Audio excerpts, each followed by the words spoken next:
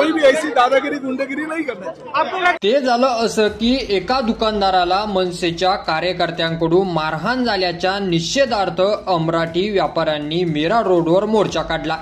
पोलिसांनी या मार्गावर मोर्चा काढण्यास परवानगी नाकारली, तरीही ठरलेल्या मार्गानेच मोर्चा निघाला। दरम्यान पोलिसांनी कायदा आणि सुव्यवस्थेचे कारण देत मनसे कार्यकर्त्याची धरपकड केली।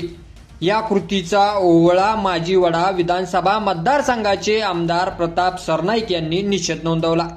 मी स्वतः मीरा भाईदरला मोर्चात सहभागी होण्यासाठी जात असून पोलिसांची हिंमत असेल तर मला अडवून दाखवावं, असे आवाहन प्रताप सरनाईक यांनी दिले। त्यानुसार ते मोर्चेत सहभागी होताच त्यांच्या विरोधात मोर्चांकडून गो बॅकची नाराजी करण्यात आली। 50 खोके एकदम ओकेच्या घोषणाही यावेळी देण्यात आल्या। सरनाईक यांच्या अंगावर बाटली फेकण्याचाही प्रयत्न करण्यात आला। या ठिकाणी धक्काबुक्की झाली। यानंतर प्रताप सरनाईक यांना मोर्चेतून काढता पाय घ्यावा लागला। मी स्वतः मीरा भाईदरला मोर्चात सहभागी होण्यासाठी जात असून पोलिसांची हिंमत असेल तर मला अडवून दाखवावं, असे आवाहन प्रताप सरनाईक यांनी दिले होते। पण त्या ठिकाणाहून लोकांनी प्रताप सरनाईक यांना हकलून लावलं। मात्र ज्यांना राजकारण करायचं आहे त्यांना राजकारण करू द्या, परंतु बाहेरची लोक शहरात येऊन गोंधळ घालण्याचा प्रयत्न करतात। त्यामुळे अशा पद्धतीने बेकायदेशीररित्या पोलिसांनी कुणाला अटक केली असेल तर प्रताप सरनाईक सहन करणार नाही।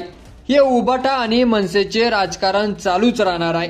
पण शेवटी प्रताप सरनाईक मीरा भाईदर शहरातील मराठी लोकांसाठी आहे, हे सिद्ध झालेलं आहे। तसेच मनसेचे नेते अविनाश जाधव या घटनेबद्दल बोलताना म्हणाले की अशी कुठली घटना घडली असेल तर ती चुकीची आहे।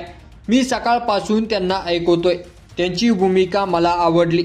मोर्चाचा आयोजन म्हणून मला ही घटना आवडलेली नाही, तर असं अविनाश जाधव यांनी म्हटलेलं आहे। पण मात्र प्रताप सरनाईक मोर्चेत सहभागी होताच लोकांनी प्रताप सरनाईक यांना हकलून लावलंय।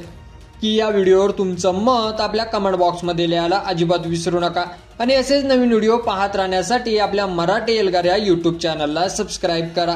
व्हिडिओ आवडला असेल तर जास्तीत जास्त शेअर करा। धन्यवाद।